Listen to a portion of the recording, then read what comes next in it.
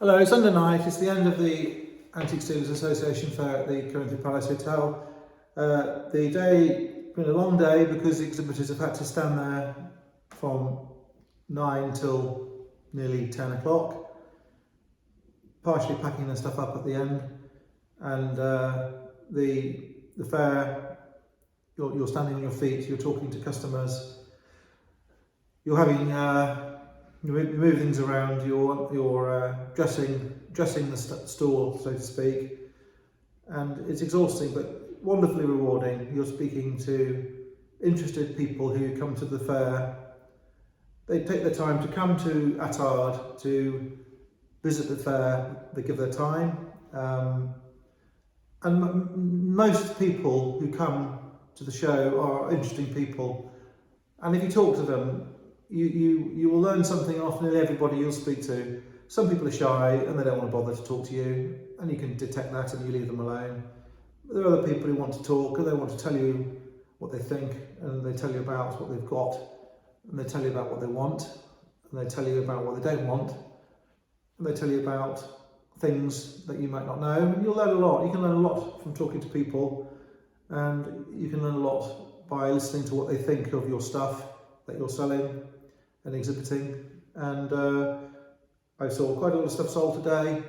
There were 8 or 9 stalls, and every stall was selling.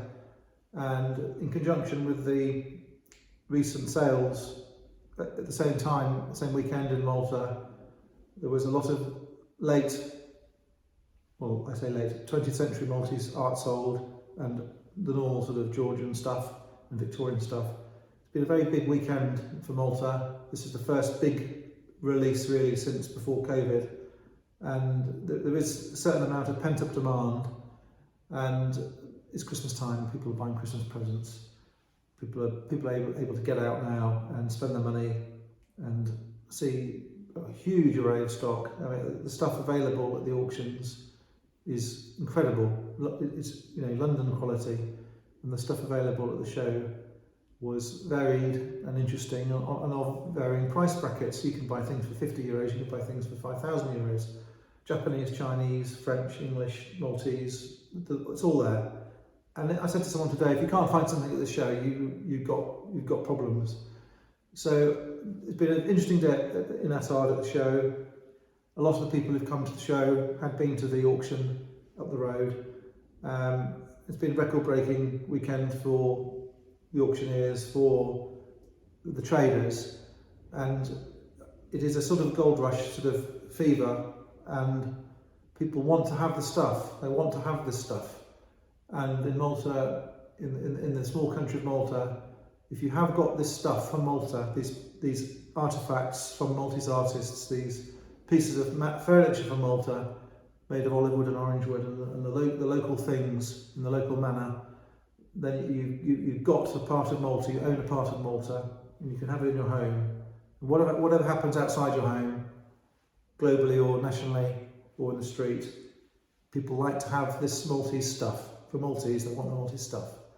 And they covet this stuff and want it and desire it and understand it and appreciate it.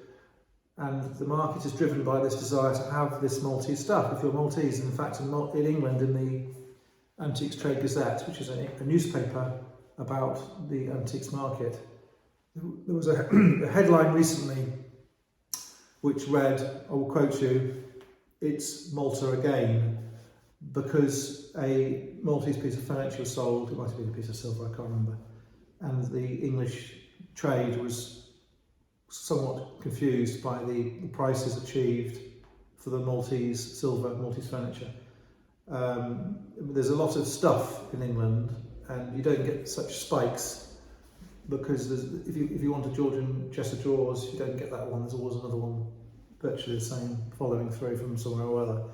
But in Malta, there isn't such a lot of stuff coming through, and the prices therefore are peaked by competitiveness from dealers and collectors. And many dealers are collectors, and many collectors are dealers. So there's not two things. There's not collecting and dealing. There is this area in the middle where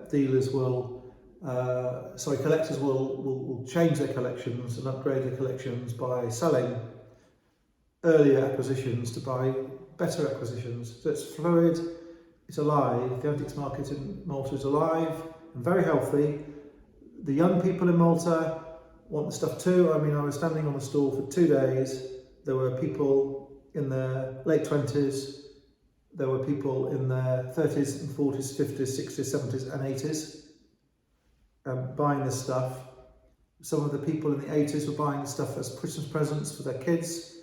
There were 6 or 12 very young kids in the fair who were looking around, and when they were looking at the stuff, I made the point of saying, pick it up, hold the stuff, because you have to hold it to appreciate it. And when I was 7 or 8, I was fortunate that other dealers let me hold the stuff and showed me the stuff. And if you can engender this love of antiques to the younger generation, I think it's a good thing for everyone, and it perpetuates the trade, perpetuates the interest. And the more people have antiques, the more they will survive and be available for us all to see in our homes and in the environment we have. In the hotels you see antiques, in other places you see antiques preserved and cherished. So I'm very pleased, Malta, today to report vibrancy in the market, healthy, strong market. They want the Maltese want the Maltese stuff. In England, the people in England want the English stuff. In America, they want the Eagles, the Federal furniture. In France, they want the Louis stuff, the Empire stuff. That's fine. They want their own stuff. The Maltese want their own stuff. And a lot of Maltese stuff is being returned by dealers to Malta from elsewhere, England, France, all over the place. So good news for Malta, really. And it is a sort of a gold rush. I don't mean that in the sense that it's all going to sort of evaporate in a puff of smoke, but I don't think it will evaporate in a puff of smoke. But there is huge demand for the stuff, and in England it's the same for the 20th century stuff. That is really what people are hunting down. And when you see a good piece of 20th century art, you know it's a nice piece of art. You don't need to be an expert to know. It's like looking at a good car. You know if it's a good car. You don't need to be a mechanic to know if it's a good car. If you look at the good piece of haute couture, a woman in a nice dress, you know if it's a nice dress. You don't need to be an expert. And it's the same sort of thing. So that's it. That's the end of the show. Thanks for looking in.